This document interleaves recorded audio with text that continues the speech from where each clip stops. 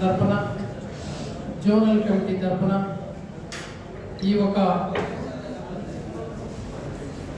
Karimnagar division సమావేశ plus Mancherial branch సమావేశ రెండు దిగ్విజయంగా ఇక్కడ జరగాలి. దానికి మన సెంట్రల్ కమిటీ జోనల్ కమిటీ తరఫున మేమందరికీ ప్రతి ఒక్కరికి కూడా పేరు పేరుతోనే శుభాకాంక్షని తెలియజేస్తున్నాం.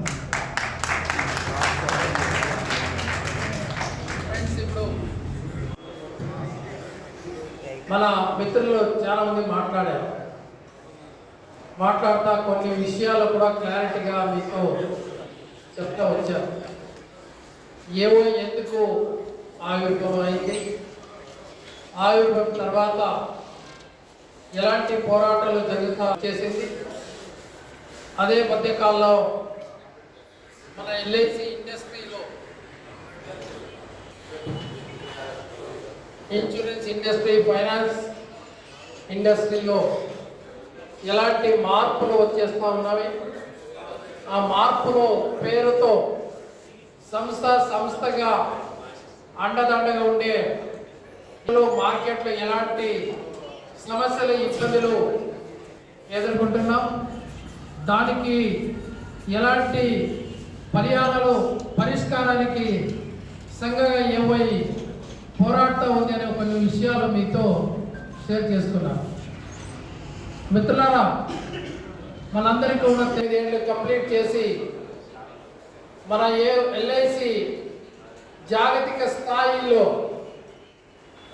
ఎన్నో దేశాల్లో బీమా వ్యాపారాల్లో కూడా అత్యద్భుతంగా మంచి స్థానంలో అవుతాయి. 3వ స్థానంలో ఎల్ఐసి ఉండే ఒక సంస్థ భారతదేశంలో ఇప్పుడు కూడా మనకి 24 కంపెనీ పోటీగా వస్తే అదే కంపెనీతో ఎక్కువగా మార్కెట్ షేర్ పొందిన ఏదన్నా ఒక సంస్థ ఉంటే అది ఎల్ఐసి. ఆ ఎల్ఐసికి ప్రధానంగా మన ఏజెంట్ కారణం అనేది ఈ సందర్భంలో నేను తెలియజేస్తున్నాను. మిత్రులారా,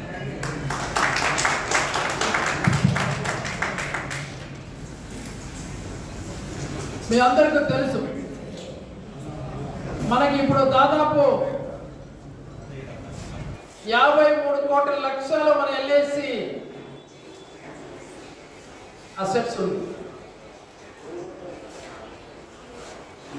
దాదాపు 40 లక్షల కోట్ల పైన మన ఎల్ఐసి లైఫ్ ఫండ్ ఉంది. మన ఎల్ఐసి ఇన్వెస్ట్మెంట్ భారతదేశంలో ప్రతి ఒక్క అభివృద్ధి నిర్వహణలో కూడా ఉంది అనే దానికి మన ఇన్వెస్ట్మెంటే మనకి చూపెడతా ఉంది. ఎల్ఐసి ఇన్వెస్ట్మెంట్ చేయలేకుండా ఏ ఒక్క సంస్థ లేదు. అది బ్యాంక్ నుంచి స్థానికలో పురసభలో ఏదో వాటర్ కనెక్షన్ ఉంటే కూడా ఆ వాటర్ కనెక్షన్ కావలసిన డబ్బులు కూడా అది ప్రభుత్వ ద్వారంగా ఇచ్చుంటే అది ఎల్ఐసినే, ఎల్ఐసి పాలసీదారులు కట్టిన డబ్బునే అది సమాజానికి ఇచ్చిన ఒక సంస్థ ఉంటే అది ఎల్ఐసి మాత్రమే ఉంది అనడానికి అలాంటి 37 లక్షల కోట్ల రూపాయని సమాజంలో వేరే రకాలతో ఇన్వెస్ట్మెంట్ చేసిన సంస్థ అది ఎల్ఐసి. మిత్రులారా, మీరు మొన్న పేపర్లో చూశారు, మన finance minister Nirmala Sitharaman madam గారికి మన సిఇఓ గారు కలిసి ఆర్ దొరైస్వామి గారు డివిడెండ్ చెక్ చెల్లించారు. డివిడెండ్ చెక్ ఎంతవరకు ఇచ్చారో మీ అందరూ కూడా తెలుసు. అంటే అలాంటి కేంద్ర ప్రభుత్వం ఇచ్చిన 5 కోట్ల రూపాయలు ఈ మధ్య కాలంలో 100 కోట్లు పెంచుకుంటే కూడా దానికి మన ఎల్ఐసి నుంచి డివిడెండ్ ప్రభుత్వానికి ఇప్పుడు వరకు కూడా 2.5 కోట్ల రూపాయలు డివిడెండ్ ప్రభుత్వానికి ఇచ్చిన సంస్థ ఎల్ఐసిని పెద్ద వృక్షగా ఎదిగిన ఈ సంస్థలో మేమందరూ కూడా ఉన్నామనేది చాలా ఆనందదాయకము, గర్వం అని చెప్తున్నాము. ఈ సంస్థ మనందరికీ తెలుసు, 1938 ఇన్సూరెన్స్ యాక్ట్, కంపెనీస్ యాక్ట్, దాని కిందనే 1956లో ఒక జాతీయ స్థాయిగా సంస్థగా వచ్చింది. దాని కింద ముందు ఏది ఉంది అనేది చరిత్ర అవసరం లేదు, మీ అందరికీ తెలుసు. 200 పైన ఉండే కంపెనీలో ఏ కంపెనీలో బీమా వ్యాపారం చేసిన తర్వాత పాలసీ హోల్డర్స్కి లాభంగా ఇవ్వకుండా తన కంపెనీకి వాడుకొని పాలసీ హోల్డర్కి నష్టం జరిగిన ఆ ఒక రిజల్ట్ పైన దేశమంతా చర్చల తర్వాత పార్లమెంట్లో దానికి ఒక బిల్లు పెట్టి ఒక జాతీయ స్థాయిలో అది ప్రభుత్వంగా కంట్రోల్తో ఉండే ఒక బీమా సంస్థ ఎల్ఐసి ప్రారంభించింది, మీ అందరికీ తెలుసు. సో అలాంటి సంస్థని అంతర్జాతీయ స్థాయిలో ఉండే ఏ ఒక ఐఎంఎఫ్ ఫండ్ మేనేజ్మెంట్, అలాగా ఏ సూపర్ శానిటీ శాంక్షన్ పొందిన అమెరికా దేశ 1989లో ఒక ప్రపోజల్ పెడతారు. ఏ ప్రపోజల్ పెడతారంటే భారతదేశంలో ఎలాంటి సమాజానికి కావలసిన బెనిఫిషరీ ఫండ్ని ఇవ్వకుండా ప్రభుత్వం ఉండేదానికి సిద్ధంగా ఉంటే, భారతదేశంలో ఎలాంటి పబ్లిక్ సెక్టార్ యూనిట్స్ ని పెంచకుండా ఇప్పుడు ఉండే పబ్లిక్ సెక్టార్ ని క్లోజ్ చేసేదానికి సిద్ధంగా ఉంటే, ఐఎంఎఫ్ ద్వారా మీరు అడిగిన ఎంత కావలసిన డబ్బు భారతదేశానికి ఇచ్చేదానికి సిద్ధంగా ఉన్నామని వాళ్ళకు శాంక్షన్స్ ని డిక్లేర్ చేస్తారు. దాని ద్వారాతో ఆరంభం అయిన తర్వాత ఇప్పుడు 4 దశకాలు కంప్లీట్ అయింది. ఎంతవరకు ఎలాగ ఏది వచ్చింది అనేది మీ అందరికీ తెలుసు. ఆ ఒక సందర్భాల్లో పార్లమెంట్లో ఆనాటి ప్రధానమంత్రి జవహర్లాల్ నెహ్రూ ఒక మాట చెప్పించారు, భారతదేశంలో ఎల్ఐసి లాంటి పబ్లిక్ సెక్టార్ పుట్టింది, అది భారతదేశ జనాభావాన్ని గమనించి వాళ్ళ డెవలప్మెంట్కి వచ్చిన ఒక ఆధునిక దేవాలయంలాగా వచ్చిన పిఎస్సి అనే మాటను డిక్లేర్ చేస్తారు.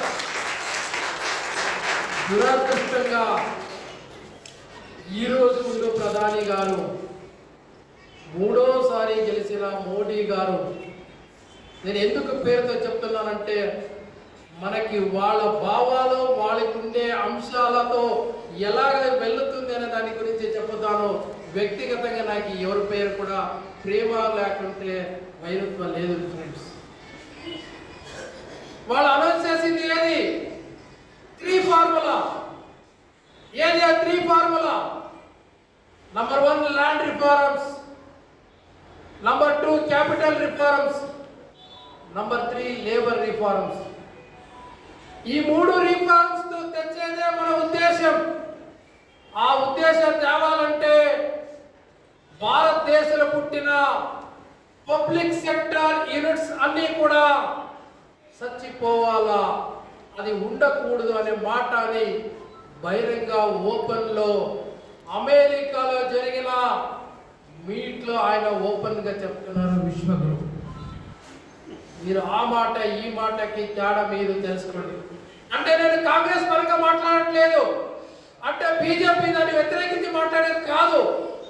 వాళ్ళ నీతిని ఎలాగ ఉందావి అంటే కార్పొరేట్ కంపెనీ పరంగా, కార్పొరేట్ సంస్థ పరంగా ఉండేదానికి కావలసిన నీతులు తెచ్చేదానికి దేనికి కానీ సిద్ధం అనే దానికి ఇలాంటి ఫార్ములాతోనే వస్తున్నారు అనే దానికి ఆ మాట చెప్తున్నారు.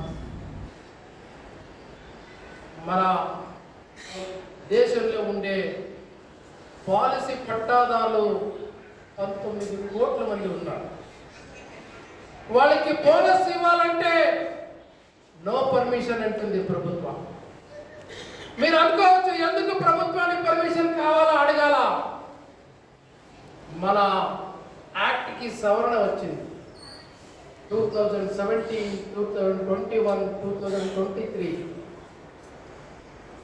దాంట్లో వాళ్ళు డిసైడ్ చేశారు, ఎల్ఐసిలో మీరు ప్రీమియం ద్వారా డబ్బు కలెక్ట్ చేయొచ్చు. కలెక్ట్ చేసిన డబ్బు యాడ ఇన్వెస్ట్ చేయాలని చెప్పేది మేము. ముందు అలాగే లేదు. ఎల్ఐసిలో కలెక్ట్ చేసిన డబ్బు యాడ ఇన్వెస్ట్ చేయాలనే దాని దగ్గర మన దగ్గర ఉండే ఒక ఇన్వెస్ట్మెంట్ ప్యాటర్న్ కమిటీతో చర్చించి యాడ లాభం వస్తుంది ఆ లాభాల కంపెనీలో మన ఇన్వెస్ట్ చేసేదానికి అవకాశం ఉండేది. ఇప్పుడు ఒక్క దశంకాలతో ఆల్మోస్ట్ 10 years కంప్లీట్ అయింది. ఆ పవర్స్ మన దగ్గర లేదు. అందుకే 2014 నుంచి ఇప్పటి వరకు కూడా ఏ ఒక్క ఎల్ఐసి పాలసీ హోల్డర్కి ₹1 కూడా బోనస్ పెంచేదానికి కాలేదు. దానికి ఉండే సమాధానం వాళ్ళు చేసిన ఆ తీర్మానంతో ఉంది. అందుకే మనం కంప్లీట్ గా ఇలాంటి చట్టాలు వాళ్ళు సవరణ చేసేదానికి మన ఎల్ఐసిఏవై వ్యతిరేకిస్తుంది. మిత్రులారా, వీళ్ళకి ప్రభుత్వాలు జనాలు ఓటు వేసి అధికారం ఇచ్చిందా అనేది అడగాలనేది ఈ వేదికగా నేను చెప్తున్నాను. ఇలాంటి సంస్థ ఎల్ఐసి ఒకటే కాదు, మన ఎదురు ఇప్పుడు ఆల్రెడీ బిఎస్ఎన్ఎల్ ఉంది. మీ ప్రాంతాల్లో ఏది బొగ్గు సంబంధించిన పెద్ద ఉద్యమాలు ఉంది, సింగరేణి ఉంది, స్టీల్ ఉద్యమం ఉంది, పక్కన ఏరోనాటిక్ ఉద్యమం ఉంది, ఎలక్ట్రిక్ ఉద్యమం ఉంది. ఇలాంటి దాదాపు 167 పబ్లిక్ సెక్టర్ యూనిట్స్ ఉంది. క్లోజ్ చేయాలనే దానికి ఒక మినిస్ట్రీని అపాయింట్మెంట్ చేసిన దారుణంగా దారిద్ర్యంగా ప్రభుత్వాన్ని భారతదేశంలో ఈ మధ్య కాలం 3 దశకాలం వచ్చింది. అది విపిఓ సర్కారులో, ఈ ఎన్డీఏ సర్కారులో అని మనం అందరూ కూడా తెలుసుకోవాలి. మిత్రులారా, ఏదన్నా దేశాల్లో అభివృద్ధి పొందడానికి మంత్రులు ఉంటారు, కానీ ఉండే పబ్లిక్ సెక్టర్ ని క్లోజ్ చేసి వైండప్ చేసి కార్పొరేట్ కంపెనీకి చెప్పేదానికి మంత్రుల్ని అపాయింట్ చేసే ప్రజాప్రభుత్వాలు ఏడ చూసినది కాదు అంటున్నారు. సో అందుకే ఇప్పుడు ఎల్ఐసి కూడా ఆ లిస్ట్ లో వచ్చేదానికి ప్రయత్నిస్తున్నారు. ఏవో దాన్ని వ్యతిరేకిస్తుంది. మిగతా సంఘాలతో కలిపి ఐక్య పోరాటంతోనే దీన్ని ఆపే కావుతుందనేది చాలా చక్కగా మనకి విశ్వాసం ఉంది. మిత్రులారా, దాన్ని చేస్తామో కలిసి చేస్తామని చెప్పేదానికి ఈ సమావేశం జరుగుతుంది.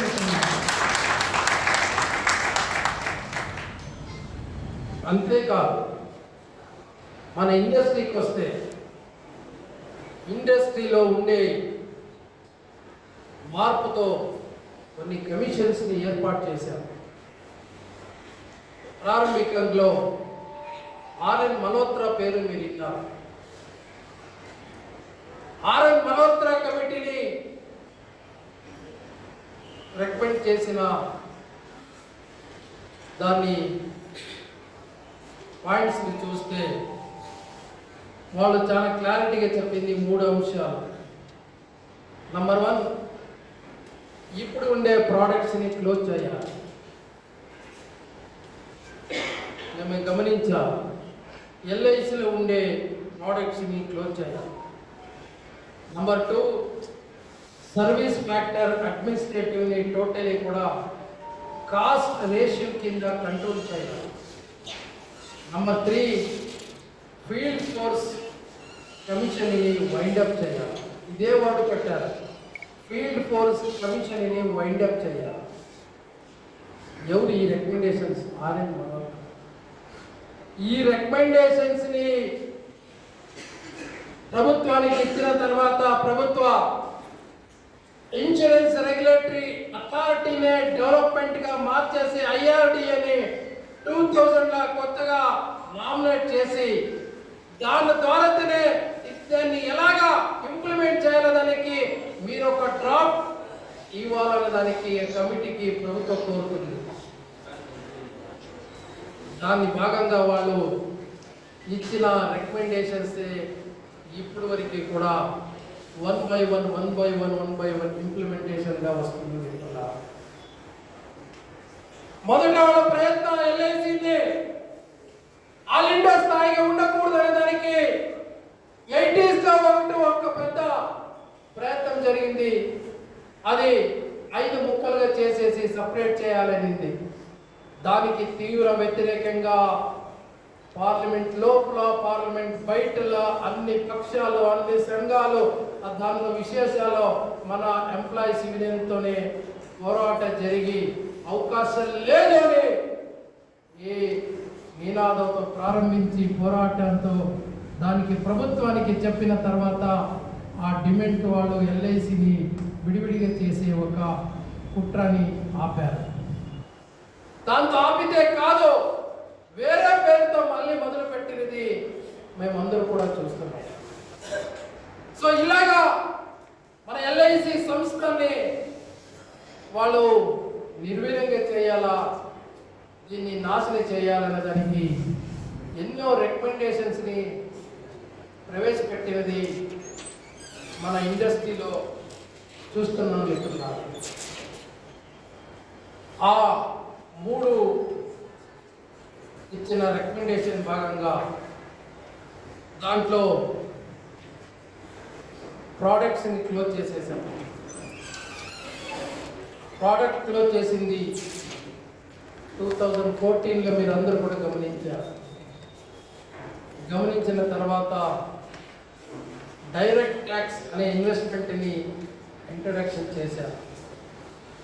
దాంతో మొదలుపెట్టి ఇన్వెస్ట్మెంట్ ప్యాటర్న్ చేంజ్ చేసేసి ఇన్వెస్ట్మెంట్లో పిఎస్యు డెవలప్మెంట్ కోసమే 50%, కార్పొరేట్ ఇన్వెస్ట్మెంట్లో 50% చేయాలనే ప్రభుత్వం ఒక అంశాన్ని కూడా తీర్మానించి పెట్టారు.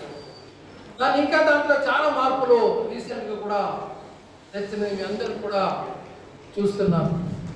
అదే కాకుండా అడ్మినిస్ట్రేటివ్ భాగంగా ఆఫీస్లో బ్యాక్ ఎండ్, ఫ్రంట్ ఎండ్ వచ్చేసింది.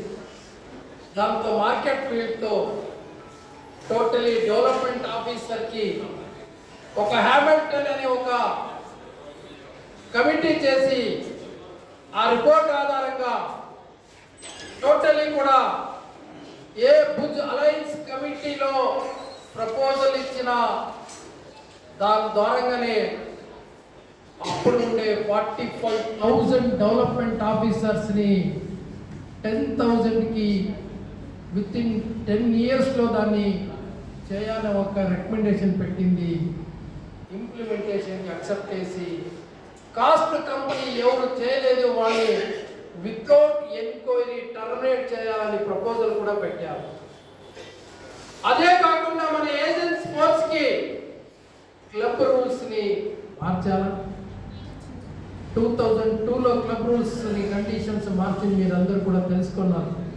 దాంట్లో ఎవరు ఏదేంట్లో ఎలాంటి యూనియన్లు ఏదేది సంబంధించిన చేశారనేది దీంట్లో క్లారిటీగా ఉంది.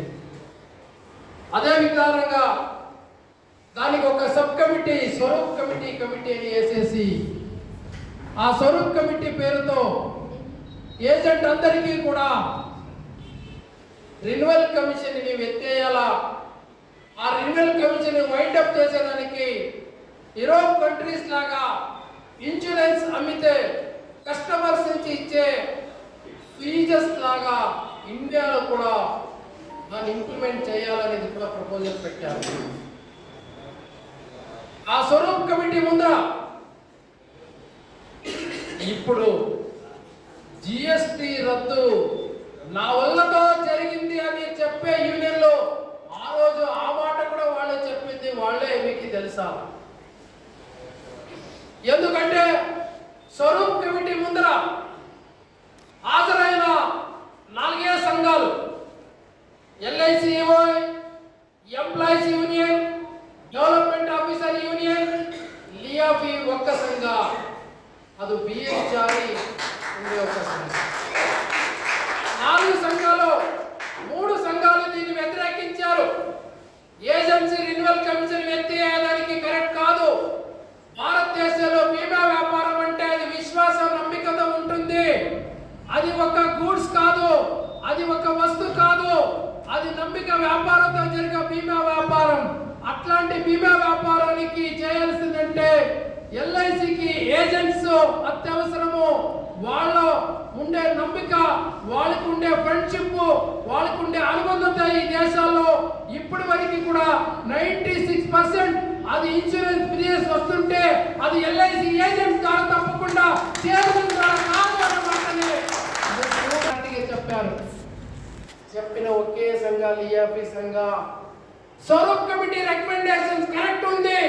మీరు యూరోప్ కంట్రీస్ లాగా రెన్యువల్ కమిషన్ ఎత్తేయాలా, ఆడ ప్రొఫెషనలిజం వస్తుందని రైటింగ్ లో ఇచ్చారు, పార్లమెంట్ లో ఇచ్చారు. ఆ కాపీ నేను ఇచ్చేదానికి సిద్ధంగా ఉన్నారు. వాళ్ళు సవాల్ చర్చకు ఉన్నారని అడుగుతున్నాను.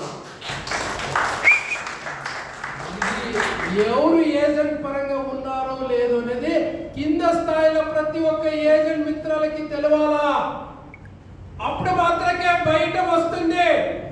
ఇప్పుడు వాళ్ళు ఏం చెప్తున్నారు, రద్దు చేసేదానికి మేము కూడా కృషి చేశానంటారు కదా. ఎలాగ కృషి చేశారు? జిఎస్టీ ఎవరు పెట్టింది? ఎవరు ఆ రికమెండేషన్ చెప్పింది? మన్మోహన్ సింగ్ ఫైనాన్స్ మినిస్టర్ ఉండేటప్పుడు సెంట్రల్ ట్యాక్స్ ఒక కమిటీ చేసి ఏ కొత్త జిల్లా కమిటీ ఆధారంగా పెట్టినది దాన్ని అమలు చేసేకొచ్చేప్పుడు వ్యతిరేకత చేసింది. మొట్టమొదట 2014లో అది ఎల్ఐసి ఎంప్లాయీస్ యూనియన్ తప్పకుండా ఈ దేశాల ఏ ట్రేడ్ యూనియన్ కూడా అపోజ్ చేయలేదు. ఈరోజు 2021 తర్వాత ఓపెన్ ఛాలెంజ్ గుర్తు రాసుకోండి. 2021 తర్వాత వాళ్ళు ఇచ్చిన చార్టర్ ఆఫ్ డిమాండ్ లో జిఎస్టీని ఎత్తేయాలని రాసుకుంటున్నారు. కానీ దానికింత ముందర లేదు. జిఎస్టీ ప్రారంభం చేసింది 2017 జూలై 1వ తారీఖు. దానికింత ముందర మేము ఆల్రెడీ జిఎస్టీని పే చేస్తా ఉంటుంది. కస్టమర్ కి కావాల్సిన ట్యాక్స్ ని ఎల్ఐసి సంస్థగా పే చేస్తా ఉంటే ఎల్ఐసికి ఏది కూడా బాధంగా లేదు అనిపించలేదు.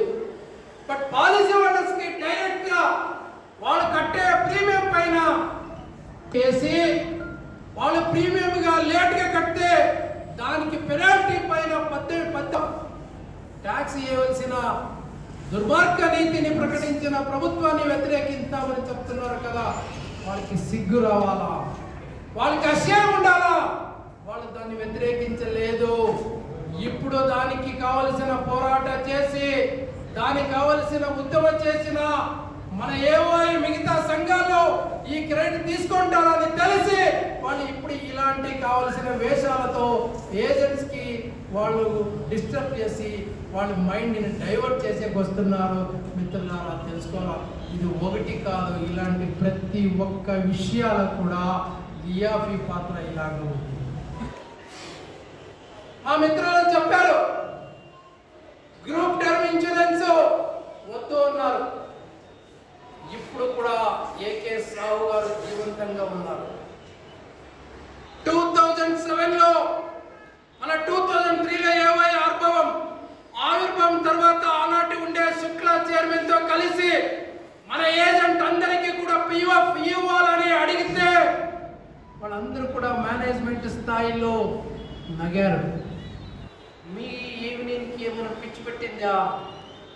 ఏజెంట్స్ కి ఎలాగ పిఎఫ్ వస్తుంది, మీరు ఎంప్లాయీసా అన్నారు. మనకి కూడా ఒక్క నిమిషం షాక్ అయింది. లేదు మిత్రులారా, 1938 కార్పొరేట్ యాక్ట్ లో ఇండస్ట్రీ యాక్ట్ లో క్లారిటీగా అవకాశంగా ఉంది. ఏ ఒక్క వృత్తి వ్యాపారాల్లో కూడా 90 డేస్ ఇంకా ఎక్కువ వాళ్ళు బిజినెస్ పనిలో ఉంటే వాళ్ళందరికీ కూడా పిఎఫ్ ఇవ్వాలనే దానికి ఈ దేశాన్ని ప్రభుత్వం యాక్ట్ ఉంది అనేది మన యాజమాన్యానికి మన ప్రభుత్వానికి మేము చెప్పినాము. 1957లో ఫిబ్రవరి 28 ఆ రోజు మీరు రాసుకోండి, సెర్చ్ చేయండి. విహెచ్ వోరా ఎగ్జిక్యూటివ్ డైరెక్టర్ ఆనాటి ఒక సర్క్యులర్ ఇష్యూ చేశారు. ప్రతి ఒక్క ఎల్ఐసి ఏజెంట్ కూడా పిఎఫ్కి క్వాలిఫై అవుతారు. వాళ్ళు కంపల్సరీ 3 ఏళ్ళు సర్వీస్ కంప్లీట్ చేస్తే వాళ్ళందరికీ వస్తుందని సర్క్యులర్ ఉంది. ఆ సర్క్యులర్తో మన ఏవై వెళ్ళి మాట్లాడితే మేనేజ్మెంట్ శుక్లా చైర్మన్ గారికి తెలీదు, ఈడీ అమిత్ గారికి ఆ రోజు ఉండే తెలీదు. ఇది నేను ఆల్రెడీ 20 ఏళ్ళు సర్వీస్ కంప్లీట్ చేశాను, నాకే ఈ సర్క్యులర్ యాడుంది తెలీదు అని చైర్మన్ అంటారు. మార్కెటింగ్ సెక్రటరీ గారు నేను చూడలేదు అంటారు.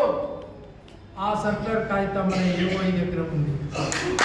ఆ కాపీని సర్క్యులర్ సెంట్రల్ ఆఫీస్కి ఇస్తే దానిపైన వాళ్ళు 3 months టైం తీసుకున్నారు. 3 monthsలో దానికి యాడుంది ఆ ఫైల్ పెండింగ్ అని చూస్తే కేంద్ర ప్రభుత్వాల్లో లేబర్ మినిస్ట్రీలో ఫైనాన్స్ మినిస్ట్రీలో ఆ ఫైల్ ఆడే ఆగింది. మరి ఈఆర్పీ సంఘ 1964 ఏం చేసింది? 1964లో పుట్టిన ఈఆర్పీ సంఘ 57లో పిఎఫ్ సర్క్యులర్ వచ్చింది. సర్క్యులర్ తెలీదు. నేను హెచ్ఎం జైన్ గారిని గోవా కన్వెన్షన్లో ఈ మాట అడిగితే ఈరోజు ఆయన లేదు స్వర్గస్థుగా. ఆ రోజు నేను అడిగితే మిస్టర్ మంజునాథ్ सर्कुलर हम देखने का जरा नजर नहीं, कोई तो आई तो जरा भेजो. ఇలాంటి నాయకత్వం మన ఏజెంట్స్ అభివృద్ధి కోసమే ఎలాంటి వాళ్ళు డిమాండ్స్ పెడతారనేది మనం తెలుసుకోవాలనుకుంటున్నాం. 2005లో మనం పెట్టిన డిమాండ్ని కాపీ చేసి 2007లో వాళ్ళ ప్రభుత్వానికి ఇస్తారు. ఎల్ఐసి ఏజెంట్ అందరికీ కూడా వెల్ఫేర్ ఫండ్ బిల్ ఇవ్వాలని అప్పుడు ఆనాటి లియాఫీకి జ్ఞానోదయం అయింది. కానీ 64 నుంచి 2005 వరకు ఎందుకు ఆ డిమాండ్ రాలేదు? ఎందుకు రాలేదు? ఇప్పుడు వరకు కూడా జవాబు లేదు. ఈ రోజు కూడా నేను ఛాలెంజ్ చేస్తాను, ఆ విషయాల మీద చర్చించకుంటే ఏ వేదికలో వస్తే కూడా మేము సిద్ధంగా ఉన్నాం. అందుకే మన ఎల్ఐసి క్లారిటీగా చెప్పుతా ఉంది, ఈ ఎల్ఐసి సంస్థ ఉంటేనే, దానికి ఏజెంట్స్ ఉంటేనే ఎల్ఐసి ఉంటుంది. ఎల్ఐసికి పాలసీ హోల్డర్ ఉంటేనే అలాగే ఎల్ఐసి ఉంటుంది. ప్రతి ఒక్క దానికి కూడా ఇది లింక్ ఉంటుంది. అందుకే ప్రతి ఒక్కరు కలిసి ఎల్ఐసి ఉద్యమాన్ని అభివృద్ధి పొందు చేయాల. కానీ నేను ఒకటే చెప్పేది ఒక్కటి కాదు అన్నట్టుగా సేవ ఎల్ఐసి అని ఒక నినాదం అది ఏవో ఇచ్చింది అనే దానికి నేను చెప్తున్నాను మిత్రులా. ఇది మన ఇతిహాస మిత్రులా. ఇప్పుడు దానికి కొత్త మార్పులు వచ్చేసాయి. ఆ కొత్త మార్పులో మీరందరూ కూడా చూస్తున్నారు, professionalism, customer friendly, traffic to customers. ఇప్పుడు పదాలు ఎలాగా అట్రాక్టివ్గా ఉంటారు అంటే 2014 వరకు కస్టమర్ ఫ్రెండ్లీ లేదా పాలసీలో, కస్టమర్కి ప్రాఫిట్గా లేదా? మేము అడుగుతున్నాము, 21 సంవత్సరాలు కడితే ఇప్పుడు డబల్ కాదు, అదేనా ఫ్రెండ్లీ కస్టమరు? పాలసీ హోల్డర్ కట్టిన డబ్బుని ఎల్ఐసి సంస్థలో ఐపీఓ ఇంక్లూడ్ చేసి ఆ డబ్బుని షేర్తో అమ్మేసి షేర్ హోల్డర్కి డైరెక్ట్ 20% వాటా లాభం ఇచ్చేది ట్రాన్స్పరెన్సీనా? ఎల్ఐసి ఏదైనా నష్టాలు ఉందా? ఏ ఎంఎన్సి కంపెనీలో పెద్ద పెద్ద గూగుల్ పే, అమెజాన్, ఫ్లిప్కార్ట్ ఇలాంటి దాదాపు 80 కంపెనీలో ఎన్నో నష్టాలు వస్తే కార్పొరేట్ సంస్థని ఒక సంస్థ ఇంకొక సంస్థ మర్జర్ చేస్తే అలాంటి కంపెనీకి మీరు షేర్ అమ్మేదానికి చెప్పలేదు, బదులుగా ఆ కంపెనీకి మీరు సబ్సిడీ ఇచ్చారు. బదులుగా ఎల్ఐసి సంస్థ ఇప్పటి వరకు కూడా ఏ ఒక్క క్లెయిమ్ని చెల్లించేదానికి, ఏ ఒక్క మెచ్యూరిటీ పేమెంట్ని ఇచ్చేదానికి ₹1 గవర్నమెంట్ నుంచి అప్పు అడగకుండా ప్రతి సంవత్సరానికి బదిలీగా ప్రభుత్వానికి డివిడెంట్ ఇచ్చిన ఎల్ఐసి సంస్థ షేర్ అమ్మడానికి ఎలాగ తీర్మానిస్తారు, ఎలాగ వస్తారు అంటే వాళ్ళు దానికి సమాధానం లేదు. ఐపీఓ వస్తే కస్టమర్స్ కి ట్రాన్స్పరెన్సీగా ఉంటుంది. ఏ ట్రాన్స్పరెన్సీ? ఎలాంటి ట్రాన్స్పరెన్సీ ఉంటుంది? ఇప్పుడు 3.5% షేర్స్ అమ్మారు, 22,000 కోట్ల రూపాయలు. ఈరోజు ఏది ఫలితాలు? 2 ఏళ్ళు కంప్లీట్ అయ్యి 3 ఏళ్ళు 915 రూపీస్కి షేరు పొందింది. ఈరోజు 815 దాటలేదు. మధ్యలో ₹1000 పోయింది, మళ్ళీ ఇప్పుడు దిగింది. మరి షేర్ కొనిన వాళ్ళది ఎలాంటి? మరి ఇప్పుడు పాలసీ హోల్డర్స్కి ఎలాంటి ప్రాఫిట్? అంటే ఇలాంటి ఐపీఓ ఎల్ఐసికి అవసరం ఉంటే అవసరం లేదు. ఎల్ఐసి నుంచి జనాల్ని బయట అయ్యేలా ఎగ్జిట్ కావాలనడానికి ఇలాంటి నీతిని ప్రవేశపెట్టింది. కార్పొరేట్ కంపెనీకి ఈ సంస్థని చెప్పాలనే ఒక కుట్రతోనే ఐపీఓ వచ్చింది. కానీ ఎల్ఐసిలో నష్టం జరిగిందనే కాదు, అది కింద స్థాయిలో ప్రతి ఒక్క పట్టాదారులు పాలసీదారులకి చెప్పే జవాబారి బాధ్యత ఇప్పుడు మనకుంది. మళ్ళీ దాన్ని ఇంకా ముందు వెళ్ళి ఇప్పుడు 10% వరకు కూడా షేర్స్ అమ్మేదానికి తీర్మానించారు. ఈ సంవత్సరంలో 5% కంప్లీట్ చేస్తామని చెప్పారు. ప్రభుత్వం తన షేర్స్ అమ్ముతుంది అని చెప్తుంది. తన షేర్ అనేది ఆటించి వచ్చింది. మేము ఇచ్చిన డివిడెంట్, వాళ్ళు ఇచ్చిన ఆ రోజు 5 కోట్ల రూపాయల డబ్బుని 100 కోట్ల రూపాయలని పెంచుకొని దానికి ఇచ్చిన డివిడెంట్ తో నా షేర్ని నేను అమ్ముకుంటానని చెప్పేది ఎంత ఔదార్యం! వాళ్ళు ఎలాగా చెప్తారు అంటే వాళ్ళకి కావలసినది ఈ సంస్థ ఎల్ఐసి ఒక పబ్లిక్ యూనిట్ ఉండేదానికి అవసరం లేదు. ఇది కార్పొరేట్ కంపెనీగా కంపల్సరీ కూడా మార్చాలనే ఇలాంటి ఐపీఓని ప్రవేశపెట్టి ముందు వెళ్తున్నారు. దీనితో పాలసీ హోల్డర్స్ ట్రాన్స్పరెన్సీ కాదు, ప్రాఫిట్ కూడా ఉండదు. మనకి చాలా క్లారిటీగా తెలుసు. అదే కాకుండా ఫారిన్ డైరెక్ట్ ఇన్వెస్ట్మెంట్ ని ఇంప్లిమెంట్ చేశారు. ఫారిన్ డైరెక్ట్ ఇన్వెస్ట్మెంట్ ని ఇన్సూరెన్స్ ఉద్యమాలు భారతదేశంలో పెనిట్రేషన్ పెరగాలంటే, అంటే బీమా వ్యాపారం పాలసీ కొనే సంఖ్యలు పెరగాలంటే ఎఫ్డీఐ కావాలా అన్నారు. ఏమైంది? 3 సార్లు పెంచారు మీరు ఎఫ్డీఐ.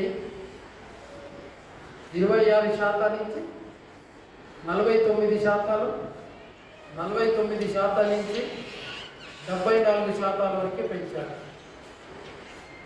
2 దశకాలు అయింది. ఇప్పుడు వరకు మనకు వచ్చిన ఫారిన్ డైరెక్ట్ ఇన్వెస్ట్మెంట్ ఎంత? 24 కంపెనీలో 3వ కంపెనీలో మాత్రం అది 34% ఎక్కువ ఫారిన్ డైరెక్ట్ ఇన్వెస్ట్మెంట్ రాలేదు. మిగతా 20 కంపెనీలు కూడా 12, 13, 14% దానికింత ఏది కూడా అధిగమించిన వాళ్ళ ఇన్వెస్ట్మెంట్ రాలేదు భారతదేశంలో. మరి ఆటి నుంచి వచ్చింది ఎల్ఐసి బిజినెస్ నంబర్ 1, సింగిల్ ప్రీమియంలో నంబర్ 1, అన్ని పిల్లర్స్లో నంబర్ 1. మరి ఎల్ఐసిలో ఇలాంటి సాధించేదానికి అవకాశం ఉంటే ఆడ ఎందుకు కూడా ఆ ప్రైవేట్ కంపెనీలో కావట్లేదు? వాళ్ళ వ్యాపారం కేవలం నగర ప్రదేశాలకి సంబంధించిన సీమితంగా జరిగిన ఫలితాలతో ఆడ కలెక్ట్ చేసిన డబ్బుని ఈడ 25% ఇంకా ఎక్కువ ఎక్స్పెండిచర్ ఇన్వెస్ట్మెంట్ చేయకుండా తన జాయింట్ వెంచర్ షేర్ తో ఉండే కంపెనీలో దాన్ని ఇన్వెస్ట్మెంట్ చేసి ఆ ప్రాఫిట్ ఈడ ఇవ్వకుండా వేరే దేశానికి దాన్ని తీసుకుని వెళ్ళిన భాగంగా ఆ ఎఫ్డిఐని వాళ్ళు ఫుల్ఫిల్ చేసేదానికి కుదరదు. మొన్న కూడా 4 రోజుల వెనుక ఐఆర్డిఏ పెనాల్టీ పెట్టింది, 5 కోట్ల రూపాయల పెనాల్టీ పెట్టింది ఆ కంపెనీ. ఏ ఫ్లిప్కార్ట్ కంపెనీకి, ఏ పాలసీ బజార్ కంపెనీకి, ఏ ఎస్బీఐ కంపెనీకి, ఏ హెచ్డిఎఫ్సి కంపెనీకి మీరు ఆ లిస్ట్ చూసుకోండి. మన సోషల్ మీడియాలో మేము పెట్టిన ఆ లిస్టు వాళ్ళందరికీ 14 కంపెనీకి కూడా ఐఆర్డిఏ పెనాల్టీ పెట్టింది. అంటే ప్రభుత్వానికి పెనాల్టీ ఇస్తే చాలా పాలసీ హోల్డర్స్ లాభం ఇచ్చేది వద్దా? అలా ఉంటే కూడా ఇప్పుడు మళ్ళీ వాళ్ళు 2024 పెండింగ్ బిల్లుని ఇప్పుడు 2025 లో మళ్ళీ 100% పెంచేదానికి ఎఫ్డిఐకి ప్రభుత్వం ఇప్పుడు ఆల్రెడీ దానికి సిద్ధంగా ఉంది. ఈ ద్వారాగా ఈ ఎఫ్డిఐ 100%గా తాను తీసుకొని వచ్చేదానికి అవకాశం వస్తే ఖచ్చితంగా మన మార్కెట్ షేర్తో కదిలితే దాంతో మన హిడెన్ అజెండాని ఎల్ఐసిని వీక్ చేసేదానికి అవకాశం వస్తుంది మిత్రులారా. ఆల్రెడీ ఇప్పుడు 2 వైపుతో మనకి మైనస్ వచ్చింది, అలారమింగ్ వచ్చింది. మేము గుర్తు చేసుకోవాలా, అది ఏదంటే నంబర్ 1 బోనస్ సాటిస్ఫాక్టరీ లేదు, నంబర్ 2 కొత్త మార్పుతో వచ్చిన దాంట్లో ప్రీమియం హయ్యర్ సైడ్ లో ఉంది. ఇప్పుడు జిఎస్టీ పర్వాలేదు అంటే దానికి బదులుగా ఆల్రెడీ చేస్తున్నారు ప్రభుత్వం.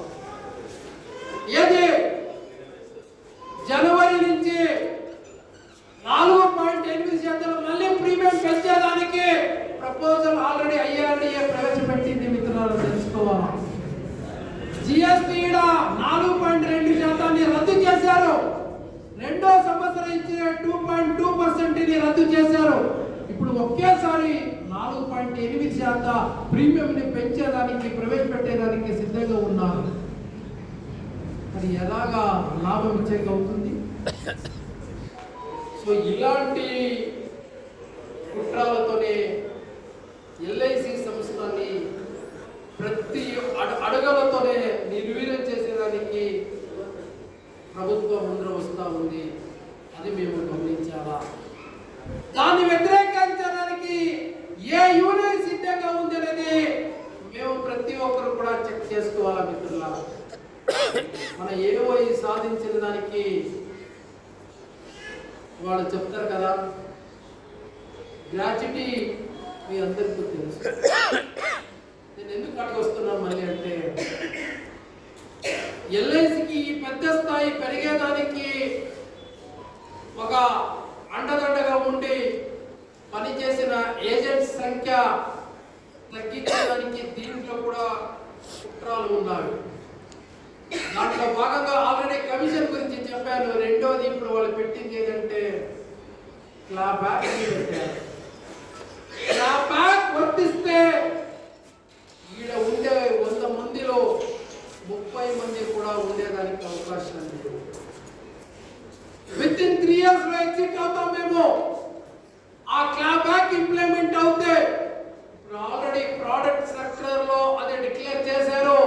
మీరు ప్రతి ఒక్కరు ఆ ప్రోడక్ట్ సెక్టర్ ని గమనించండి. పేజ్ 8లో క్లారిటీగా చెప్పారు. ప్రతి సందర్భంలో ఎల్ఐసి సెంట్రల్ ఆఫీస్ దాన్ని మానిటరింగ్ చేస్తుంది, కావాలంటే మాడిఫై చేస్తుంది అనే వాటిని ఆల్రెడీ ప్రోడక్ట్ సెక్టర్ చేశారు. ఎలాగా ఇంప్లిమెంట్ చేయాలనేది కూడా మన ఎల్ఐసి సెంట్రల్ ఆఫీస్ తీర్మానిస్తుంది. దానికి ఐఆర్డిఏ ఇప్పుడు తన డైరెక్షన్స్ ఇచ్చేసింది. సో దానికి వాళ్ళు ఈ సంఖ్యని తగ్గించడానికి ఇలాంటి పెట్టిన వాళ్ళు గ్రాట్యుటీని పెంచిన తర్వాత 5 లక్షలకు వచ్చింది. మీకు తెలుసు, 50,000 నుంచి 1 లక్ష, 2 లక్ష, 3 లక్ష, ఇప్పుడు 5 లక్షలకి వచ్చింది. ఎల్ఐసి యాజమాన్యం యాక్సెప్ట్ చేసింది. ప్రతి ఒక్కరికి కూడా 10 లక్షలు ఇచ్చేదానికి నేను సిద్ధంగా ఉన్నాను అనేమాట 22వ తారీఖు మన ఏవో నాయకత్వంలో ముంబైలో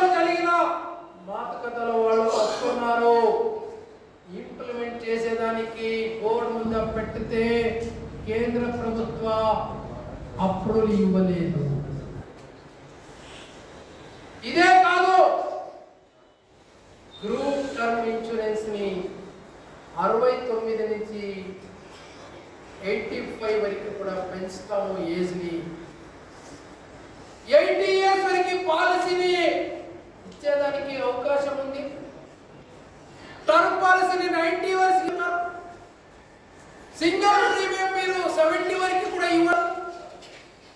అలాంటి పాలసీ అమ్మే ఏజెంట్ కి 69 తర్వాత ఆయనకి గ్రూప్ టర్మ్ ఇన్సూరెన్స్ లేదు అనేది ఇది అన్యాయం కాదా? అవుదా? మరి దీన్ని మీరు సావన చేయాలా?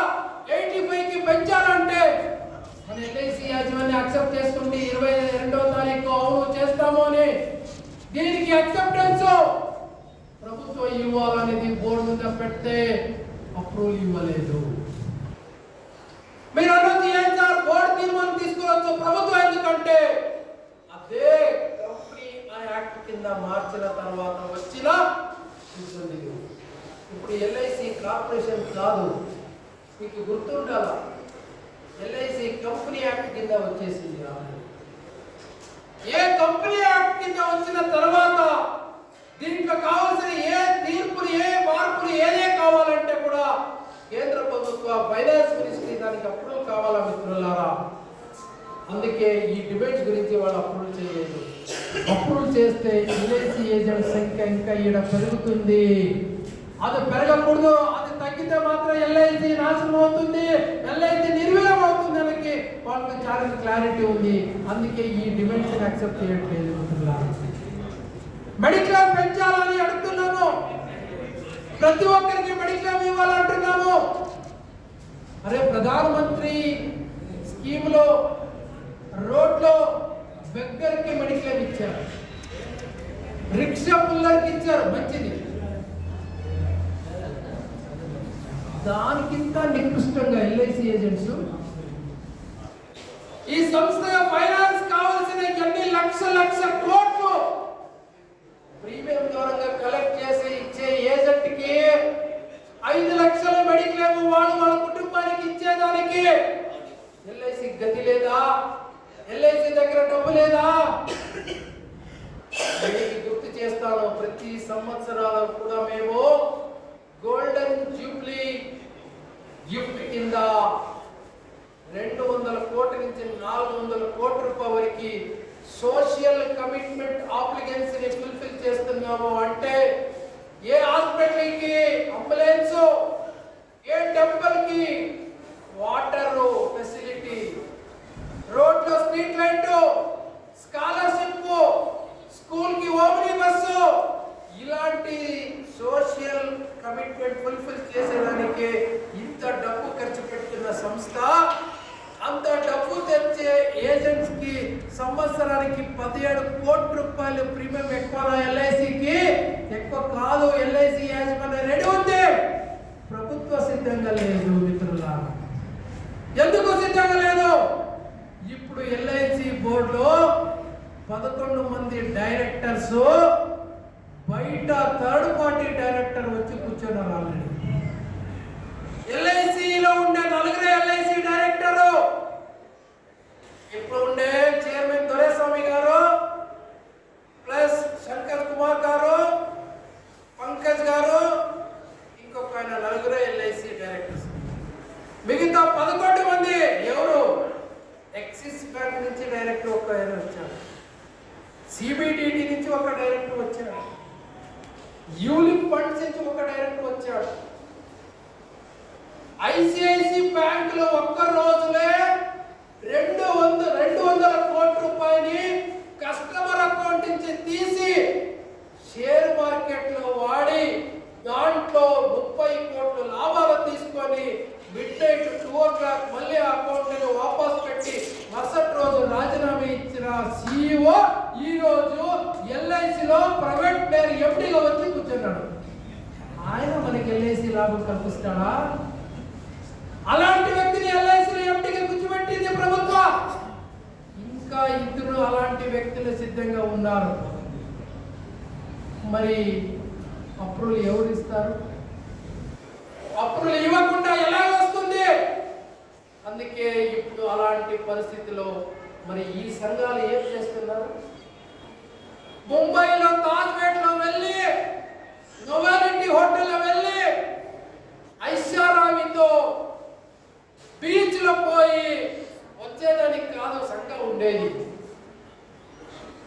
ఆడ పోయి మాట్లాడి ఇస్తారా లేదంటే ఈడే నేను కూర్చుంటానని అడిగేదానికి అలాంటి సంఘ లియా ఉంటే ఈ రోజు పిలిపిస్తే మా జత మీద సెంట్రల్ ఆఫీస్ రాండి, మేము సిద్ధంగా ఉన్నాను.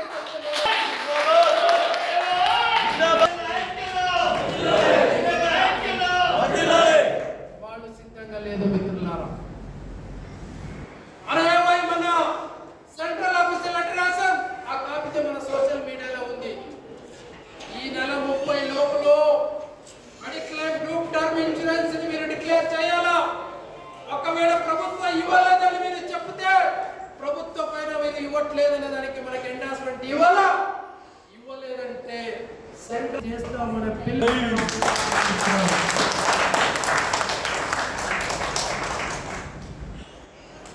దానికి ఇప్పుడు అవకాశం లేదని 144 సెక్షన్ వేశారు. సెంట్రల్ ఆఫీస్ చుట్ట 5 కిలోమీటర్ సరౌండ్లో నలుగురికింత ఎక్కువ ఎవరు రాకూడదని 144 సెక్షన్ పెట్టారు. దానికి సపోర్ట్ గా మహారాష్ట్ర హైకోర్టు ఒక్కరోజు కాదు 365 డేస్ కావలసిన ఆడ 144 సెక్షన్ కి అప్రూవల్ ఇచ్చింది. మన AOI centre of Indian trade యూనియన్కి అనుబంధం ఉండే అఫిలియేటెడ్ ఉందని వాళ్ళకి తెలీదా? తెలుసు. మేము చెప్పారు, మీరు 144 వేస్తే మాకు 244 సెక్షన్ అప్లై చేసి సెంట్రల్ ఆఫీస్ లో వచ్చి ఆడ ఎలాగ ధర్నా చేయాలనేది మనకు తెలుసు.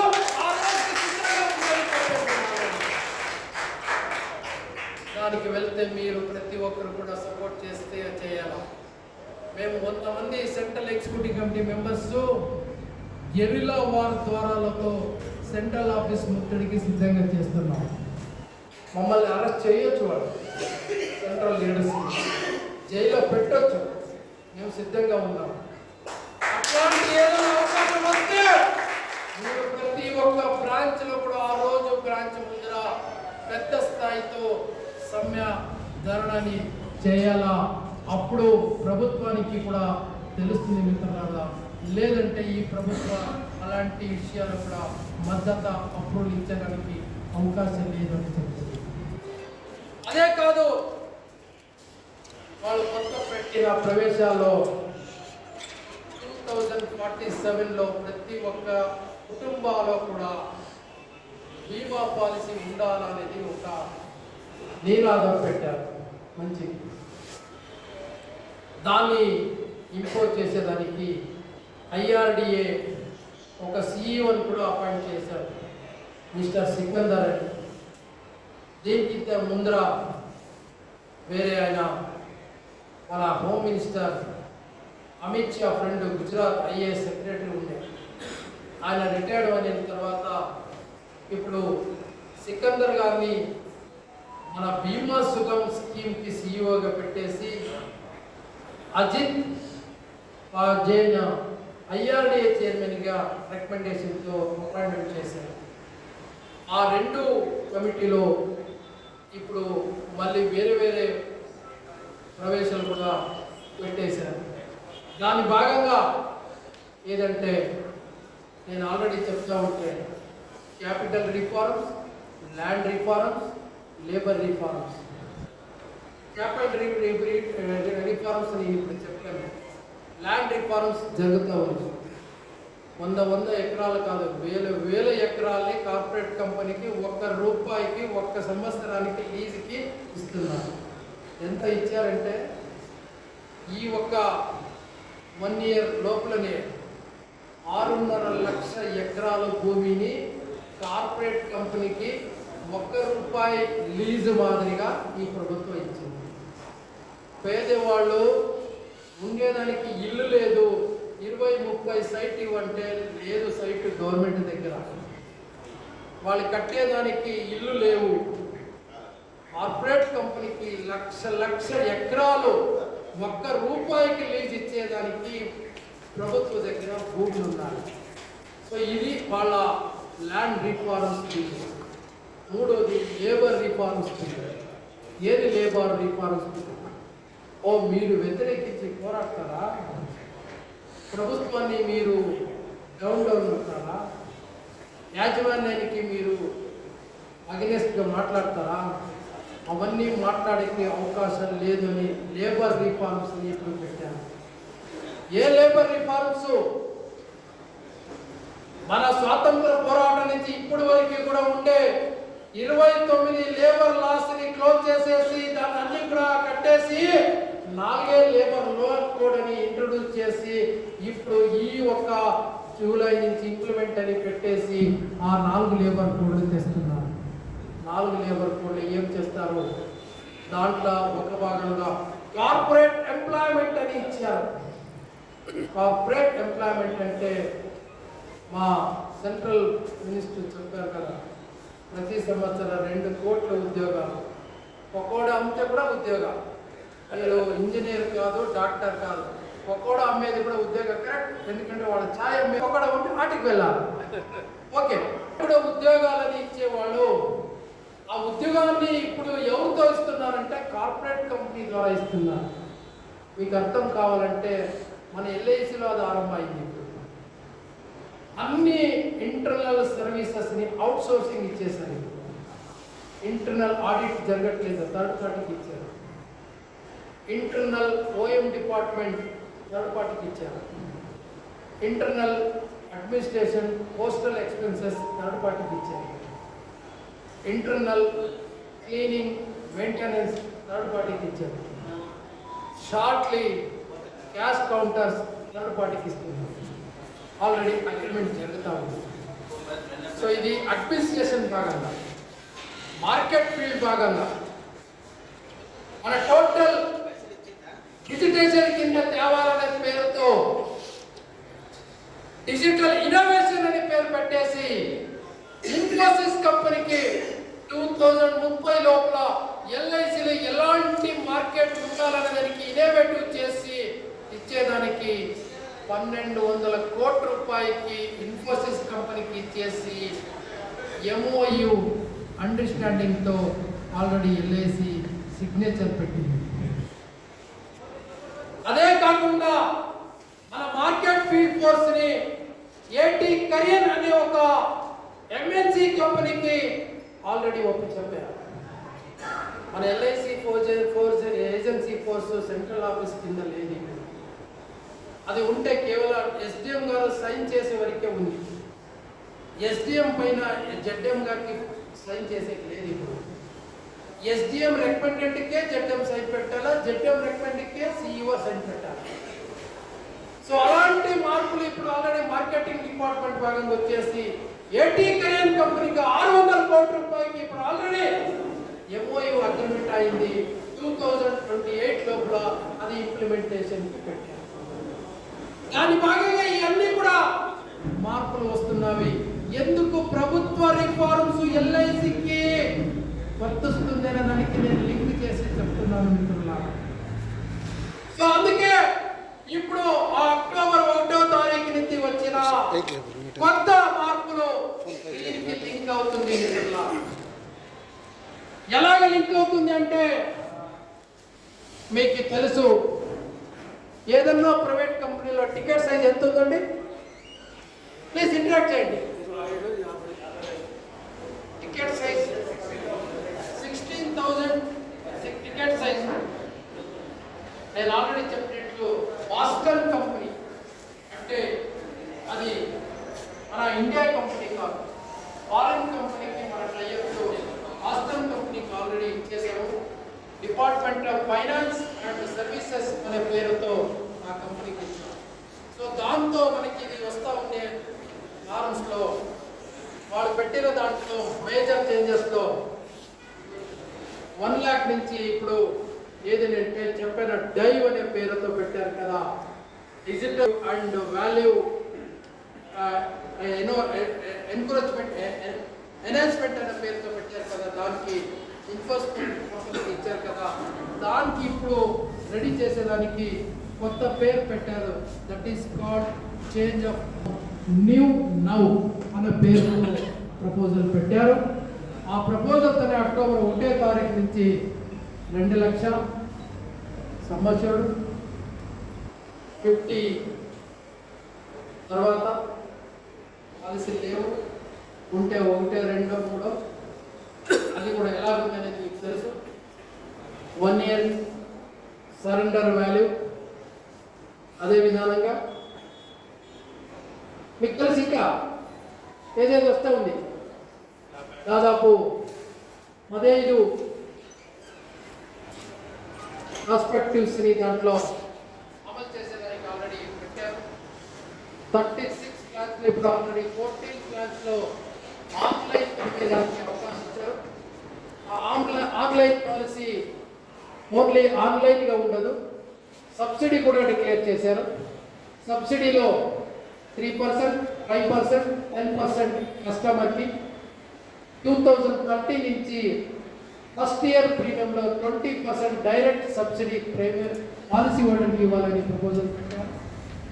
ఫస్ట్ ఇయర్ ప్రీమియంలో 20% డైరెక్ట్ కస్టమర్స్కి సబ్సిడీ. ఫస్ట్ ఇప్పుడు 3%, 5%, 10% అనే ద్వారాతో ఇస్తారు.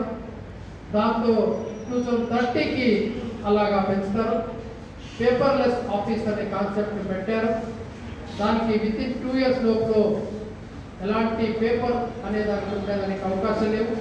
అవుట్ ఆఫ్ 36 సర్వీసెస్లో ఇప్పుడు 21 సర్వీసెస్ ఆన్లైన్లో ఇచ్చారు. మిగతా ఆన్లైన్ సర్వీస్ ఇచ్చేదానికి వచ్చింది. మీకు ఆల్రెడీ ఇప్పుడు మీకు ఏది ఇచ్చారు, సేల్ సాతి. సేల్ సాతి ఎవరు రిజిస్టర్ కాలేదంటే సూపర్ సాతి ఎంట్రీ లేదు. సూపర్ సాతి ఒక్కసారి మీరు ఎంట్రీ అవుతే మీ టోటల్ డేటా ఎల్ఐసిలో ఎంట్రీ అవుతుంది. ఆఫీస్లో ఆల్రెడీ ఇప్పుడు ఎంట్రీ స్టార్ట్ చేసింది, బట్ బయట ఇప్పుడు సాతిలో చేస్తే మీ ప్రతి ఒక్క బిజినెస్ డేటా ఇన్ఫర్మేషన్ సాతితో మీరు ఎట్లా కొటేషన్ చూస్తారు కదా, ఆ కొటేషన్ ద్వారాతో కూడా కంపల్సరీ ఆ ఇన్ఫర్మేషన్స్ సాతి యాప్లో ఎంట్రీ అవుతుంది. అది ఎంట్రీ అవుతే మీరు మార్కెట్లో ఎంత యాక్టివేషన్ ఉన్నారనేది కూడా దాంట్లో ఆటోమేటిక్ వచ్చేదానికి ఆ యాప్లో వచ్చేస్తూ ఉంది. అందుకే వాళ్ళు కండిషన్ ఏది పెట్టారంటే 2026 డిసెంబర్ లోపల ఎగ్జిస్టింగ్ ఫోర్స్లో ఉండే ప్రతి ఒక్క ఏజెంటు సేల్ సాతి యాప్లో రిజిస్టర్ కావాలా. 2027 జనవరి లోపల సూపర్ సాతికి ఎంట్రీ కావాలా.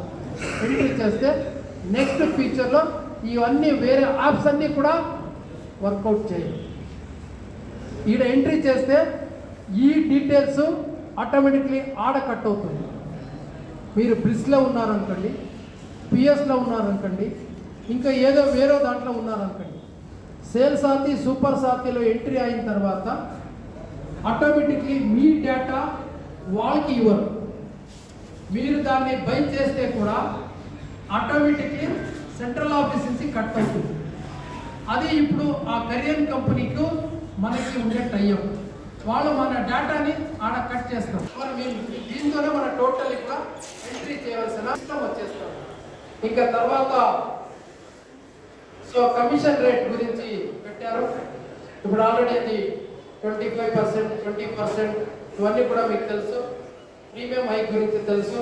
ఫస్ట్ ఇయర్ మన total minimum 1 lakh SP already minimum పెట్టేశారు. అది 2 lakh పెట్టారు 2030 నుంచి. Minimum SP 2 lakh from 2030. So అదే కాకుండా so losing of club membership and MDRT concept 2030 తర్వాత మారుస్తారు. ఇప్పుడు ఏది ఉంది దానికి డబల్ ఉంటుంది. ప్లస్ రెండోది క్లబ్ రూల్స్ టోటల్ కూడా వైండప్ చేసి కొత్త క్లబ్ రూల్స్ని పెట్టేదానికి వాళ్ళు ప్రిపరేషన్ చేస్తున్నాం. దానికి లింక్ ఇంకా ప్రధానంగా ఆల్రెడీ మీరు చెప్పినట్ల క్లాబ్ యాక్ట్. ఈ క్లాబ్ యాక్ట్ కంపల్సరీ ఇంప్లిమెంట్ అవుతే ఇవన్నీ దీనికి కూడా లింక్ వస్తుంది. సో క్లాప్ యాక్ట్లో వాళ్ళు చెప్పిన రిజల్ట్ ఏంటంటే ఫస్ట్ వాళ్ళు చెప్పింది 6 years మీరు కంపల్సరీ ప్రీమియం ఫుల్ఫిల్ చేస్తే 2% ఎక్స్ట్రా బోనస్ కమిషన్. అవునా? కరెక్ట్ ఏదో కరెక్ట్ అవునా లేదా? 2% ఎక్స్ట్రా ఇస్తారు. మరి ఆ 6 years ప్రీమియం కట్టలేదు ఏదంటే చెప్పలేదు, అది హిడెన్ అజెండాగా పెట్టారు. అది ఐఆర్డిఏ డ్రాఫ్ట్ లో ఉంది. ఈ డ్రాఫ్ట్ మన లియాఫీ నేతలు చదవలేదా? మరి లియాఫీ నేతలు బిఎన్ చారి గారు మరి శ్యామల్ చక్రవర్తి వాళ్ళిద్దరు కూడా ఐఆర్డిఏ మెంబర్స్ కదా, వాడు ఎందుకు వెళ్ళి అబ్జెక్షన్స్ ఇవ్వలేదు? ఎందుకు ఇచ్చారో లేదో కనుక్కోండి. ఇప్పుడు ఏ పాయింట్స్ వస్తా ఉన్నది మీకు చెప్తున్నాను. ఇప్పుడు number 1, 2% bonus commission after 60 years. Okay, ఒకవేళ 6 years కంప్లీట్ చేయకుండా 2 to 5 years లోపలనే ప్రీమియం ఫుల్ఫిల్ రాలేదంటే మీకు ఇచ్చే 7.5 కమిషన్ని 25% లాగా క్లాప్ బ్యాక్ కింద రిటర్న్ తీసుకునే అవకాశం ఉంది. 7.5% గుర్తు చేసుకోండి. 7.5% రిన్యువల్ కమిషన్ 2 to 5 years లోపల ప్రీమియం రాలేదు, పాలసీ ల్యాప్స్ అవుతుంది, అర్లీ క్లెయిమ్ వస్తుంది, క్లెయిమ్ వస్తుంది, పేడప్ వస్తుంది, ల్యాప్స్ అవుతుంది, సరెండర్ అవుతుంది, లోన్ తీసుకుంటారు, లోన్ కట్టరు, ఇంట్రెస్ట్ కట్టరు. ఇది ఏదే జరిగితే కూడా మీకు ఇచ్చిన renewal commission 25%, 50% decide will be withdraw చేస్తారు. Number 2, time limit 2 to 3 years. Policy issues తర్వాత ఏ క్లెయిమ్ వస్తే కూడా అది అర్లీ క్లెయిమ్ మనకు తెలుసు. బట్ దానికి యాడ్ చేసింది ఇప్పుడు ఏంటంటే ఈవెన్ గ్రేస్ పీరియడ్ తర్వాత, గ్రేస్ పీరియడ్ మారుస్తుంది. ఇప్పుడు grace period after due date 1 week or holidays it is only 10 days. 1 month ఉంటుంది, 1 month ఉండదు. మీరు ప్రీమియం కట్టిన బ్రాంచ్ల రెసిప్ట్ని కొద్దిగా బ్యాక్ సైడ్ ఉండే పాయింట్స్ని చూడండి. ప్రతి నెలలో కూడా మారుస్తున్నారు పాయింట్స్, జాగ్రత్తగా చూడండి. ఫస్ట్ 1 month గ్రేస్ పీరియడ్ పెట్టారు, తర్వాత టర్మ్ ఇన్సూరెన్స్కి 15 days పెట్టారు, ఇప్పుడు 10 days పెట్టారు. పర్ అండ్ నాన్ పర్ పాలసీకి 15 days అని ఇప్పుడు ఈ ఏప్రిల్ నుంచి పెడుతున్నారు.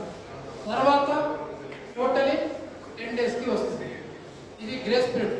అట్లాంటి గ్రేస్ పీరియడ్లో ల్యాబ్స్ వస్తే అది 2 to 5 years కింద ఆడ కూడా 25% withdraw of the renewal commission plus surrender time frame applies అని పెట్టారు. ఇది చాలా అర్థం చేసుకోవడానికి కష్టమే పదం. టైం ఫ్రేమ్ అప్లైస్ అంటే నేను చేసిన పాలసీ మీరు సరెండర్ విట్నెస్ పెడితే అట్లాంటిది 1 yearలో 5% సరెండర్ మీరు సంతకం పెడితే టైం ఫ్రేమ్ కింద అకౌంట్కి వస్తుంది. మీరే చేసింది కాదు, ఎవరే చేసిన పాలసీకి 5%. ఎట్లా 5%? మీరు 50 పాలసీ 1 yearలో అమ్మితే దాంట్లో 5% ఆఫ్టర్ ల్యాప్సేషన్, ఆఫ్టర్ యువర్ ల్యాప్సేషన్. అట్లాంటిది 5% వస్తే మీరు సరెండర్ ఫ్యాక్టర్ కింద కంపెనీకి లాస్ చేసినట్లు. అట్లా లాస్ వస్తే ఆ రిన్యువల్ కమిషన్లో కూడా 25% withdraw plus death claims, early claims. ఇవన్నీ కూడా లియాఫీ లీడర్ చెప్పరు, వాళ్ళు ఆల్రెడీ అక్సెప్టెన్స్ ఇచ్చారు. కానీ ఐఆర్డిఏ మెంబర్గా ఉండి వాళ్ళు అక్సెప్టెన్స్ ఇచ్చారు. దీన్ని వ్యతిరేకించి ఐఆర్డిఏ ముందర ధర్నాకి రండి అంటే మీ చేతుల్లో ఎర్ర జెండా ఉంది, రాను నేను అంటున్నారు గజపతిరావు. ఇప్పుడు గజపతిరావు ఏడున్నారు తెలుసా మీకు? ఏడున్నారు? No suspend, terminated. There is no is not a agency leader. ఎందుకు? అది వేరే కథ ఉంది. Fraudulent business, fraudulent company, cheat the company. AOI support చేయదు. ఏ స్థాయి లీడర్ ఉంటే చేస్తే కూడా సపోర్ట్ చేయదు. గుర్తు పెట్టుకోండి. సంస్థకి మోసం చేస్తే సంస్థ ఉండదు. సంస్థ లేదంటే మేము ఉండే కాదు. అందుకే అలాంటి ఏ పని పద్ధతులు ఎల్ఐసి ఏఓఐ నచ్చదు, సపోర్ట్ చేయదు. బదిలీగా వాళ్ళు చేసింది రూప్ కుమార్ ఎస్డిఎం నా బంధువుని పెట్టుకొని నా మాట వినలేదు అనే దానికి 16 మంది ఏజెంట్ సీఎం క్లబ్ మెంబర్ని సస్పెండ్ చేసిన లీడర్. మీ కరీంనగర్ లో వీడియోలో ఏం మాట్లాడారు మీటింగ్ లో తెలుసా మీకు? ఇదే గజపతిరావు హాల్ పేర్కొనని చెప్తాను. కరీంనగర్ లో జరిగిన మీటింగ్ లో అక్టోబర్ 1వ తారీఖు వచ్చిన మార్పు తర్వాత మీటింగ్ వచ్చారు. వీడు ఉండేవాళ్ళు ఎవరు పోలేదు అనుకుంటాను. పోయిన మీ ఫ్రెండ్స్ అడగండి. బ్లడీ బాస్టెడ్ సిఇఓ ఎవరికన్నారు? మన ఎల్ఐసి సిఇఓ. అరే ఆ సిఇఓ మీకు ఇచ్చి పిలిపించి మాట్లాడకిస్తే ఆయనకే మాట్లాడేకి అవకాశం లేకుండా చట్టాలు తెచ్చిన ప్రభుత్వ ఐఆర్డిఏ కమిటీలో మీరు సపోర్ట్ చేస్తే బ్లడీ బాస్టెడ్ సిఇఓ ఉంటారు. మీరు తెలుసుకోవాలి. మరి ఇలాంటి లీడర్స్ నేను ఏజెంట్స్ పరంగా పోరాడతాను అని చెప్పేది ఆ ఏజెంట్స్ మీకు తెలుసు కదా. 16 ఏజెంట్స్ రాజమండ్రి డివిజన్ లో, వైజాగ్ డివిజన్ లో ఉన్నారు. ఆ కేసుని మన ఏఓఐ పట్టించుకునింది. సెంట్రల్ ఆఫీస్ కి తీసుకొని వెళ్ళాము. మెహతాబ్ ఇన్ఛార్జ్ చైర్మన్ తో కలిసి మాట్లాడి వాళ్ళందరికీ కూడా రీఇన్స్టాల్ చేసి మళ్ళీ తీసుకున్నాము. పేరుతో కూడా ఇస్తాము. వీళ్ళు బ్యారక్ చేసింది ఏదంటే రీఇన్స్టేట్ చేయాలంటే కట్లు ఎంత ఇస్తారు? మన ఏజెంట్ ఫ్రెండ్స్ కి మోసం చేసిన పని ఇది లియాఫీ. అంతే కాదు 2024 విజయవాడలో ఏం జరిగింది? ఎవరైనా పాల్గొన్నారా? LIAFI all India council meeting లో ఏం జరిగింది? జనరల్ సెక్రటరీ జనరల్ పోస్ట్ 1 కోటి రూపాయకి బేరం జరిగింది. నాకి ఓటు వేస్తే మీ డివిజన్ కి 10 లక్షలు ఇస్తాను.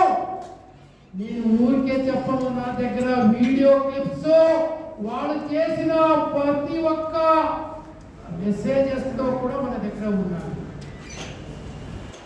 అలాంటి వ్యాపారంతో కలిసిన వాళ్ళు ఏజెంట్స్ కి ఏదైనా చేస్తారా? బదిలీగా సెంట్రల్ ఆఫీస్ కి వెళ్ళి నాకు ఇంత సంఖ్య ఉంది, నాకు అంత సంఖ్య ఉంది అని చెప్పేసి సెంట్రల్ ఆఫీస్ కింద జరిగే థర్డ్ పార్టీ ట్రైనింగ్ ఇన్స్టిట్యూట్ నేను రిజిస్టర్ చేసిన ఎన్జిఓకి ఇవ్వాలని అడిగే ఒక పద్ధతి లీడర్ ఉంది. తెలుసుకోవాలి. ఏది జేవిటి? ఎందుకు బ్లాక్ లిస్ట్ పెట్టారు? ఎందుకు సిబిఐ రైడ్ అయింది? తెలుసుకోవాలా. ట్రైన్లో పోతే 6 లక్షలు 3 లక్షలు ఎవరో దోసుకుపోతారంటే లెక్కలు ఇచ్చింది సంఘ లెక్కలు. సభ్యులతో కలెక్ట్ చేసిన డబ్బు 5,000, 10,000, 20,000 ఇచ్చిన మన లీడర్స్ మన కోసం పోరాటస్తారు. ఢిల్లీకి పోతారు అని ఇస్తే డబ్బుని లెక్కలు ఇస్తే మీటింగ్ లో తప్పే లేదంటే దానికి నాకింత పర్సెంట్, నీకింత పర్సెంట్. నీ ఇవ్వరా? నా లియాఫీ వేరే, Shukla LIAFI, Gajapathi Rao LIAFI, Ranveer Singh LIAFI, Raja Varma LIAFI. ఎన్ని లియాఫీలు? 5 ముక్కలు ఉన్నాయి ఇప్పుడు. ఆల్రెడీ 13 సంఘాలు దేశ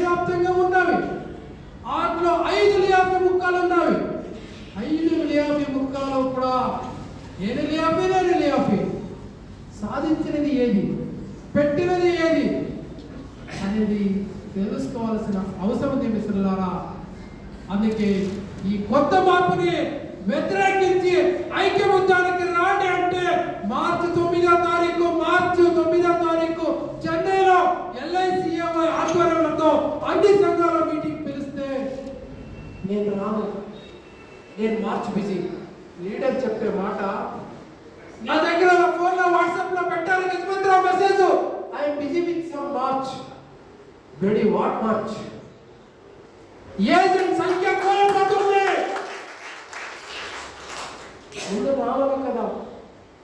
శుక్లా గారు వచ్చారు, మన ఐసీయూ నాయకులు పోయినారా? ఐసీయూ నాయకులు వాటికి వచ్చారు. ఏఎన్ లీడరు ఆయన శుక్లా అడుగుతారు, LIC ఎంప్లాయీస్ కి PLI ఇస్తున్నారు, మీరు దాన్ని వ్యతిరేకిస్తున్నారు అంటే అడుగుతారు. కాదయ్యా, మేము తెలిసింది మన ఏజెన్సీ టోటలీ కూడా నిర్వహణ నాశనం అయిపోతుంది, ఉంచుకుని మాట్లాడకొస్తే వాళ్ళకి ఇచ్చేది ఆప్తారానికి మాట్లాడేది కాదయ్యా, వాళ్ళతో మమ్మల్ని కలిపి LICని ఉంచుకోవాలని పోరాటం వెళ్ళాలా, దానితో మన ప్రొఫెషన్ ఉంచుకోవాలా, సంస్థను ఉంచుకోవాలంటే నో. ఇంకొకరు అంటారు NFIFW డెవలప్మెంట్ ఆఫ్ ద సంఘ లీడర్ అంటారు, CLI డిమాండ్ పట్టకూడదు అంటారు. నేను ఇది జాయింట్ మీటింగ్ డిస్కషన్ చెప్తున్నాను మీ దగ్గర. ఆల్ ఇండియా నాయకులు వాళ్ళు చెప్పే మాట ఇది. అరే CLI ఏంటి, ఎవరు వాళ్ళు అంటారు, డెవలప్మెంట్ ఆఫీస్ కి కౌంటర్ పార్ట్ తెచ్చిన ఛానల్ అది, మనకి వ్యతిరేకంగా వాళ్ళు డిమాండ్ పెట్టకూడదు అంటారు. వాళ్ళు ఏ సంఘానికి అఫిలియేటెడ్? BMS కి అఫిలియేటెడ్. BMS A union? ఇప్పుడు సెంట్రల్ గవర్నమెంట్ ప్రభుత్వం అండదండ ఉండే ట్రేడ్ యూనియన్ అది. మేము CITU గా అఫిలియేటెడ్ ఉంటే మీరు ఎవరైనా మీరు రాకూడదు అంటారు కదా, సిగ్గు లేదా? మీరు ఎవరికి సపోర్ట్ చేస్తున్నారు?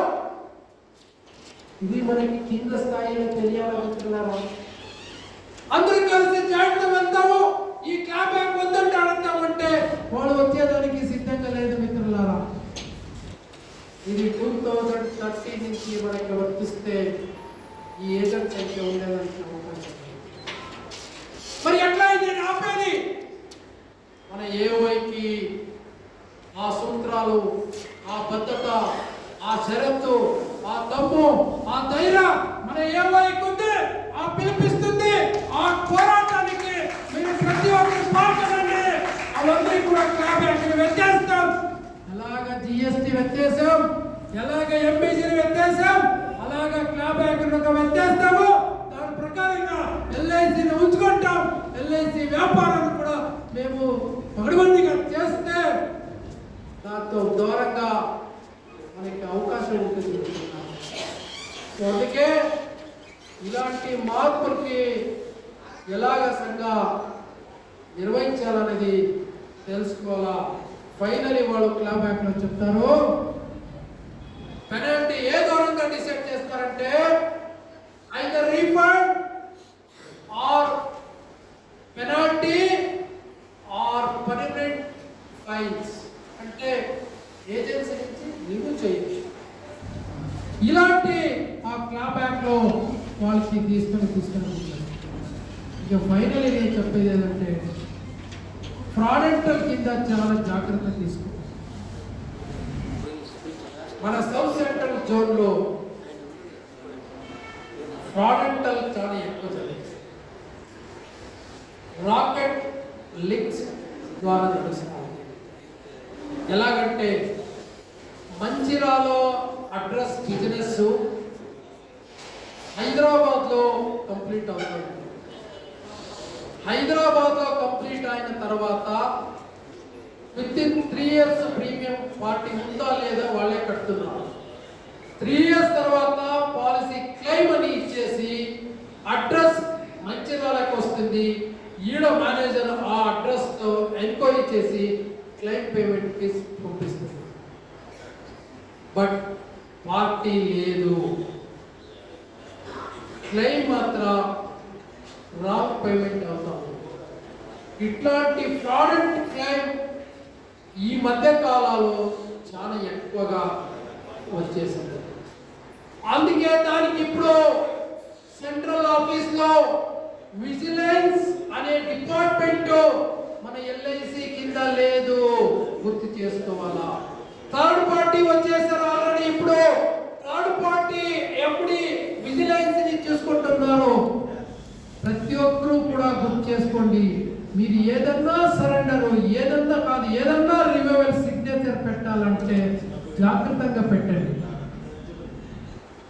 వాళ్ళు కొత్త మాడిఫైడ్ యాప్స్ తో ఫైండ్ అవుట్ చేస్తున్నారు. ఆ 2 యాప్స్ మీరు గుర్తు చేసుకోండి. నెంబర్ 1, ఏదన్నా క్లైమ్ పేపర్ వెళ్తే డేట్ ఆఫ్ బర్త్ తో నంబర్ ఆఫ్ పాలసీ ఇష్యూ అనే ఫైండింగ్ యాప్ అని వచ్చేసింది. ఫైండింగ్ యాప్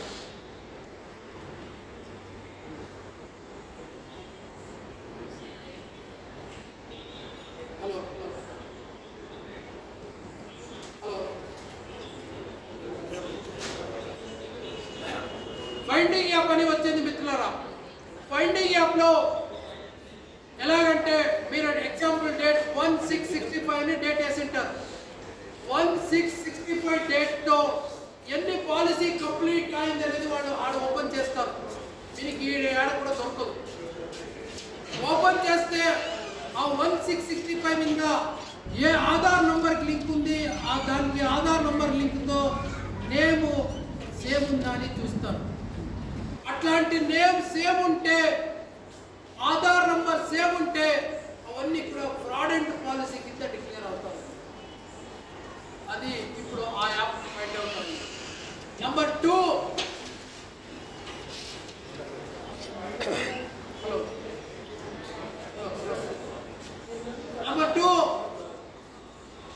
క్లెయిమ్ ఇచ్చినప్పుడు మెడికల్ రీజన్ తో మీరు క్లెయిమ్ ఇస్తే రివైవల్